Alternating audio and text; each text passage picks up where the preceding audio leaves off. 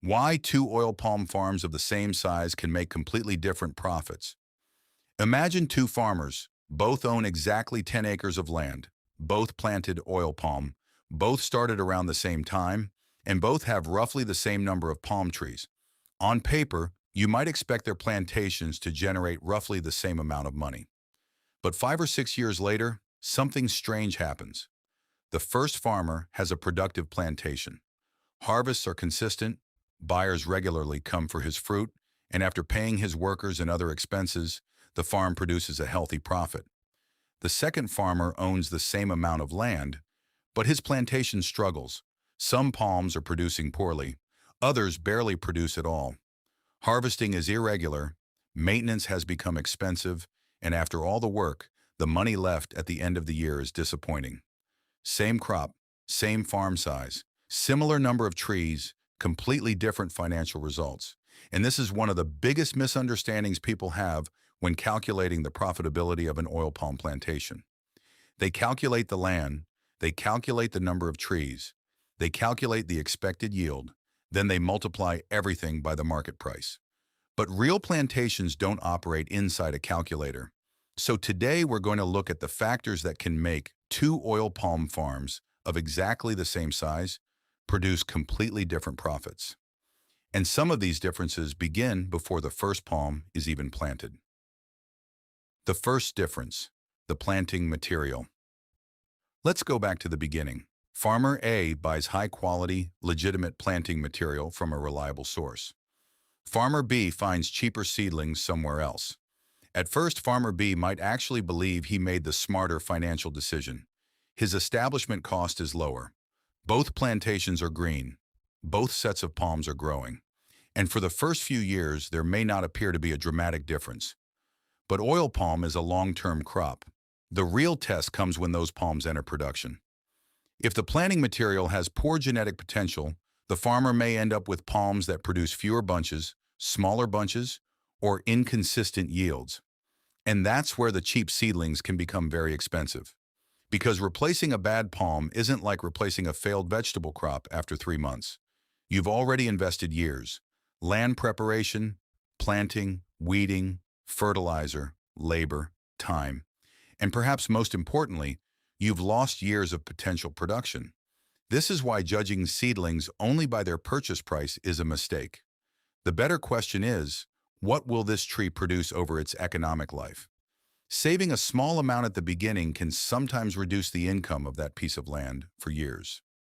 The second difference, plant population. Now imagine both farmers have 10 acres. That doesn't automatically mean they have the same productive capacity. Spacing matters. Poor field layout can reduce the number of palms planted on the land or create competition between palms if spacing is too tight.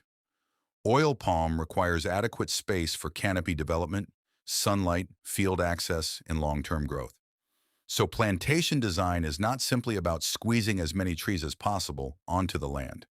You want an efficient population of healthy, productive palms. This is another reason why saying 10 acres of oil palm makes X amount per year can be misleading. The real question is, how many productive palms are actually standing on those 10 acres? And what condition are they in? The third difference, soil.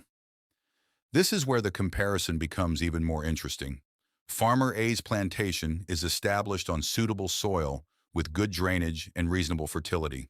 Farmer B's land was cheaper, but parts of the farm suffer from poor drainage, while other areas have fertility problems. Again, both farmers technically own 10 acres, but economically, those 10 acres aren't necessarily equal. Land size tells you quantity, it doesn't tell you quality. Oil palm needs water, but poorly drained conditions can create serious problems. Soil characteristics also affect nutrient availability and root development, and this is why buying farmland based only on acreage and price can be dangerous. Cheap land isn't cheap if you spend years fighting the land itself. Before establishing a commercial plantation, understanding the soil, drainage, rainfall pattern, and general suitability of the location matters. Because once hundreds of palms are in the ground, correcting a bad site decision becomes much harder. The fourth difference, nutrient management. Now the plantations are growing. Farmer A treats fertilizer as an investment that needs to be managed. He doesn't simply throw fertilizer around because somebody told him to. He watches the palms. He understands that nutrient requirements change, and where practical, he bases decisions on soil conditions, palm performance, and professional recommendations. Farmer B takes a different approach. Some years he applies fertilizer. Some years he doesn't. When fertilizer becomes expensive, he cuts it completely. When money improves, he applies whatever is available. The consequences may not appear immediately. Oil palm can remain green while its productivity is suffering. That's important. A green plantation is not necessarily a productive plantation. The real measurement is what those palms are producing. If nutrient deficiencies reduce bunch production or bunch weight across hundreds of palms, the financial effect can become enormous. Suppose Farm A consistently produces substantially more fresh fruit bunches per hectare than Farm B. Multiply that difference across several hectares. Then multiply it across an entire year, then across 10 years. Suddenly, something that looked like a small management difference becomes a huge financial difference. The fifth difference, weed control and field maintenance. Look at a well-managed commercial plantation, and you'll notice something. The field is accessible. Harvesters can move. Harvested bunches can be evacuated. The palm circles and harvesting paths are managed. Now compare that with a neglected plantation. Heavy weeds, difficult access, poor visibility around palms. Workers struggle to move through the farm. Harvesting takes longer, fruit evacuation becomes more difficult, and labor becomes less efficient. This is where plantation maintenance affects more than appearance. It affects operating cost. If a harvesting team can work efficiently on Farm A, but spend significantly more time moving through Farm B may pay more labor for the same amount of harvested fruit. That's a hidden difference many profitability calculations completely ignore. The sixth difference, harvesting. Now we reach one of the most important parts of the entire business. Because growing the fruit isn't enough, you have to harvest it at the right time. Farmer A has a reliable harvesting schedule. His plantation is checked regularly, ripe bunches are harvested, and loose fruits are collected. Farmer B harvests whenever labor is available. Sometimes ripe bunches remain on the palms too long. Sometimes loose fruits are left behind. Sometimes harvesting rounds are inconsistent. Each individual loss might look small. But commercial agriculture punishes small inefficiencies repeated hundreds or thousands of times. Imagine losing only a small amount of recoverable fruit from each palm. Multiply that by hundreds of palms. Then multiply it by multiple harvest cycles. That is no longer a small loss. That's revenue disappearing from the plantation. The seventh difference, transportation and market access. Now both farmers have harvested their fresh fruit bunches, but the business still isn't finished. Farmer A's plantation has reasonable road access and is located within practical reach of buyers or processing facilities. Farmer B bought cheaper land far away. During the dry season, access is manageable. Then the rains arrive. The road becomes difficult. Transporters charge more. Sometimes vehicles cannot enter the plantation easily. And because fresh fruit bunches need timely handling after harvest to preserve quality, delays can hurt the economics. This reveals another major mistake when people evaluate farmland. They ask, how much does 1 acre cost? But they don't ask, how much will it cost me to move thousands of kilograms of produce from this farm every year? The purchase price of land is only one part of the investment. Logistics can quietly determine whether a plantation is highly profitable or frustratingly average. The eighth difference, labor management. An oil palm plantation is not completely passive. This is something new investors need to understand. Someone must manage the farm. Workers need to weed. Fertilizer needs to be applied. Palms need to be maintained. Bunches need to be harvested. Fruit needs to be evacuated. Records need to be kept. And money needs to be controlled. Farmer A understands this. He knows what work is being done, how much it costs, and what the farm is producing. Farmer B mostly sends money whenever someone calls. Sir, we need money for weeding. Money goes. We need money for fertilizer. Money goes. We need money for harvesting. More money goes. But there are weak records. He doesn't know the true cost per hectare. He doesn't know the yield trend. He doesn't know whether labor productivity is improving or declining. At the end of the year, he only knows one thing. A lot of money entered the plantation, and some money came out.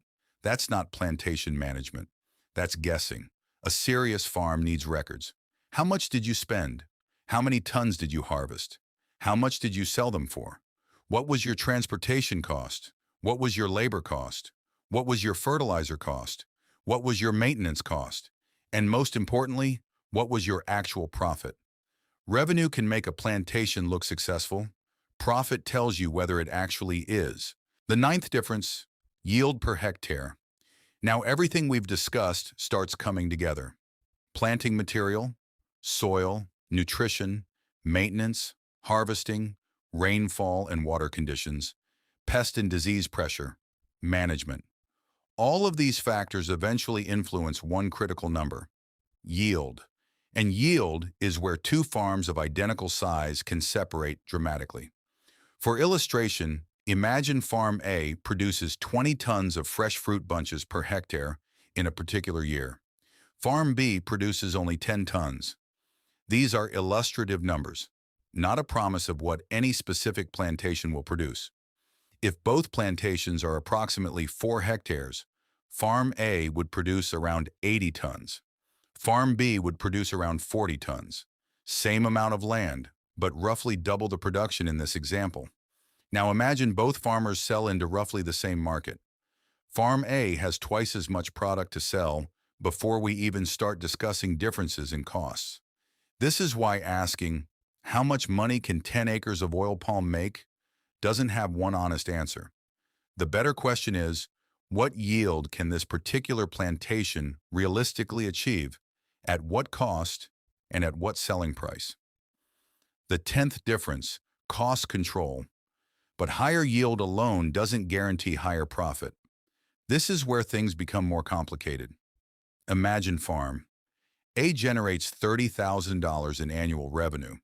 Farm B generates $25,000. You might immediately assume Farm A is the better business. Not necessarily. Suppose Farm A spends $20,000 generating that revenue. Its operating profit before taxes, financing, and other owner-level costs would be roughly $10,000. Now suppose Farm B spends only $12,000 generating its $25,000. Its equivalent operating profit would be roughly $13,000. Farm B generated less revenue, but more profit. Again, those numbers are simply examples. But the principle matters. A plantation isn't successful because it produces impressive revenue. It's successful when it can produce attractive, sustainable returns after the real costs of running the operation. And this is why farmers should know their numbers. The 11th difference. What happens to the fruit after harvest? There is another layer. Two plantations can produce similar amounts of fruit, but capture different amounts of value. One farmer may sell fresh fruit bunches directly. Another may have access to processing or a different marketing arrangement. Processing can potentially capture more value from the crop, but don't confuse higher revenue with free money. Processing introduces another business: equipment, labor, fuel or energy, maintenance, water, storage, transport, quality control, downtime, management. So processing isn't automatically more profitable. It depends on scale, efficiency, extraction performance, operating costs, and market access. The important point is that profitability doesn't stop at the farm gate. How the product enters the market matters too. Now, let's look at the two farmers again. Both started with 10 acres. Farmer A selected suitable land, used reliable planting material, established the plantation properly, maintained the palms, managed nutrition, controlled weeds, created good harvesting access, harvested consistently, reduced field losses, kept records, controlled expenses, and developed reliable market access. Farmer B focused mostly on acquiring land and planting palms. After that, management became inconsistent. The farm still exists. The trees are still standing. Fruit is still being produced. But the plantation operates below its potential. And this is the lesson. Owning oil palm trees and operating a profitable oil palm business are two different things. You can own 1,000 palms and run them poorly. Someone else can own 600 palms and run them efficiently.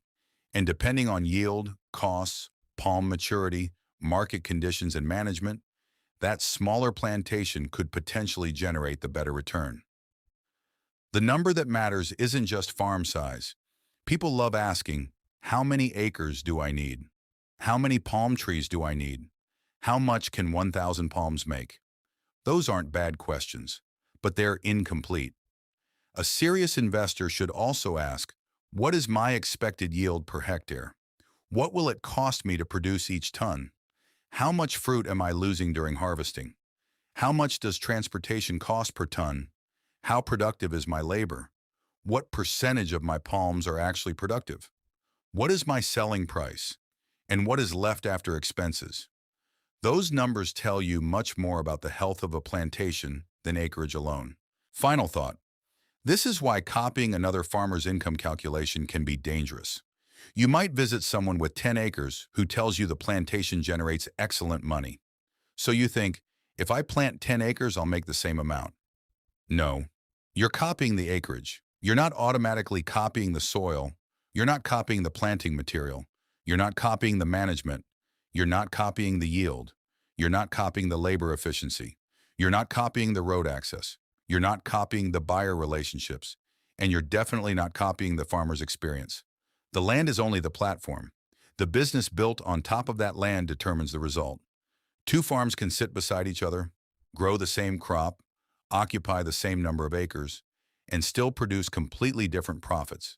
And that is what makes commercial agriculture both difficult and interesting. The opportunity is real. But so is the management required to capture it. Before asking how much money an oil palm plantation can make, ask a better question. What would make this particular plantation productive, efficient, and profitable? Because in the end, the farmer who understands that question has a much better chance of building a real agricultural business, not simply owning a field full of palm trees. If you found this useful, subscribe to AgroWealth Insights. Here we break down the real economics of agriculture, the costs, risks, numbers, and decisions behind building profitable farms.